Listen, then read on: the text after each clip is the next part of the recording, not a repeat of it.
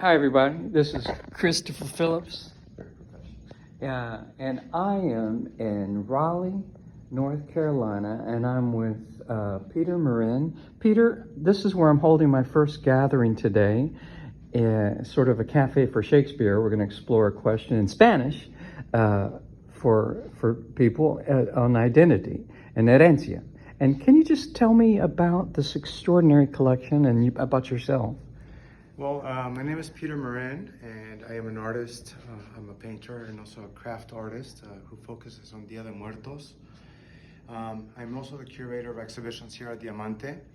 And Diamente is? Diamente is a nonprofit organization that's been around for almost 30 years. Okay. This is our 30th year. Okay. And it is an organization that supports Latino artists in North Carolina. And right now, in my humble opinion, and I have a wife from Mexico, to say you're a Latino artist is to say that you're at the center of American culture. I mean, it's such a critical and integral part of everything. I'd love for you to sort of give me a cook's tour. Okay, so this exhibition is what we have for the National Hispanic Heritage Month, and it's divided into three venues. We have it here at the gallery, we have it at the Department of Administration, which is the governor's office essentially, and then our last exhibit is at Public Library, Oberlin Public Library. And this is an open call to artists who identify as Latino in North Carolina. And once received the entries, I go ahead and curate it. And tell me about that. Tell me about what you've curated. Well, I've curated the exhibition, given what I have, into some categories, if you will. I've got the foray into abstraction. This is yours. And this was one of mine. Okay, it's beautiful. And abstraction is a language that we often don't associate with Latin America, but it's got a stronghold in Latin America, especially, for example, in Mexico. There's a long history of abstraction. Absolutely. And so here we see different forms, different approaches to that visual language. On this wall, I've gathered together entries that point towards the folklore and towards the sort of... Yes, just because of my history with Mexico, this touches me in a way. I'm living and working with indigenous groups, right. Mayan and Tzotzil and Saltal. So we see a lot of traditional dress, in this case, this is gorgeous. Social activism. We have work here, we're lucky this year, we have work by Cornelio Campos. Wow. And just different takes on what it is to be from somewhere and celebrate that. Oh.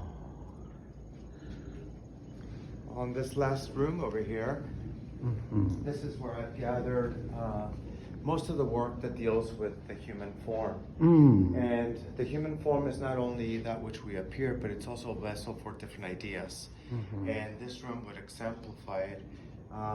In addition, we can see how the idea of form is handled differently from the being highly expressive with the form to actually being photographic with the form. And so your specialty is Dia de Muertos. Yeah, I focus on Dia de Muertos. Absolutely. How did that come to be? In fact, my partner NCMA and Michelle is there. So that came about because in 2019 I was invited to put up an ofrenda for the exhibition Diego and Frida Modernist, Mexican Modernism, the Natasha Gelman exhibition. Natasha and Jacques Gelman collection exhibition, rather, in 2019 and 2020. And from that emerged almost a need to do that again. But then the pandemic came. And so that sort of remained dormant for a while. And 3 years ago, a local community leader and a few associates of her asked me if I wanted to join them in creating a Day of the Dead event with an emphasis on the cultural and educational aspect. And so now we're going on our third year of work in this event at Oakwood Cemetery. The event is called Dia de Oakwood, and the educational component We reach out to Wake County schools for the most part and work with schools that are elementary, middle, and high school. We deliver the curriculum of Dia de Muertos, and they in turn take that information They create their altars? design and create their own ofrenda, which is then installed at the cemetery for the event. Beautiful. That is so beautiful. And I'm really looking forward to we're getting ready to set up our own dialogue here. It's an honor to be here and to be part of this. Yeah. And so you spend a lot of time still in Mexico? Yes, I actually I offer cultural tours to Mexico, and they're under the heading or the subject of 3,500 years of history through art, archaeology, architecture, and gastronomy. Now, we often hear of history as being told through history, but in this case, we're going to understand history as evidenced by that which is left over and remains, because art is a great way of capturing that. Well, this is what I want you to tell me about now, because these are really eye-catching. These are the work of Todd Jones, identifies as Panamanian. He's currently a faculty at Meredith, and his work is about giving life to that which is dead.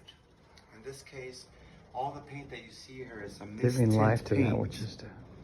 And so he goes and buys the paint that nobody wants or that people got wrong at the store, and then comes back. The misfits. The misfits, exactly, and puts them back to work. That's beautiful. They're again. very touching, very moving. And there's something about nature in this, even though it's all latex and acrylic polymers. You can see how the layers and scraping into the layers give way to this idea of a canyon or a landscape. And so from these paints that are being brought into a new role, we begin perhaps gaining a greater understanding of the idea of recycling, or what kind of materials are we using in our world, and what is the destiny of our waste. So in a very poetic way, I also might add, Absolutely. I wouldn't disagree with a thing you said. This is the work of George Chevalier, and he's been featured here for a solo exhibition prior. And it really is a highly autobiographical deep dive into his identity as Puerto Rican. And this is the work of Karen Rose, who we've also featured as a solo artist. And her work examines this idea of identity in the landscape. She's discovered in her research that the landscape is a vehicle for a lot of ideas. And in this case, the idea of identity. The landscapes that she's drawing, however, are all in Spain. She realized that a lot of the landscapes used in old 1940s and 1950s films about Mexico were actually filmed in Spain. And so that idea of being able to suggest to the viewer that what you're looking at is Mexico, even though it's not Mexico, poses a very interesting problem for Karen. And so these are called Spain as Mexico, and they form a great series of paintings and etchings. And Natalia Torres del Valle, again, similar to Todd Jones, take the material of plastic and plastic polymer and begin sort of inviting the idea of decomposition in this case, and decomposers such as fungi and the natural processes, but these are made out of plastic. Peter, your passion comes through so loud and clear. Where can people go online to search for you and this gorgeous work? You can find me on Instagram at Peter Marin Artworks. All is one word. I'm going to follow you in just about 5 minutes. Sounds good. You can also follow my curation here at Diamente by following the Diamente page, DACC. I believe Diamente Arts and Cultural Center. We'll figure it out. And you can also find me once a year at the Oakwood Cemetery producing Dia de Oakwood, which is our Dia de Muertos celebration. Great. Well, I'm so looking forward to having a dialogue here. It's the perfect setting, and I'm very grateful for your receptivity to this. I'm happy to have you here, and welcome. Hopefully this is just the first of many occasions we cross paths. Very, very admirable. Thank you so much.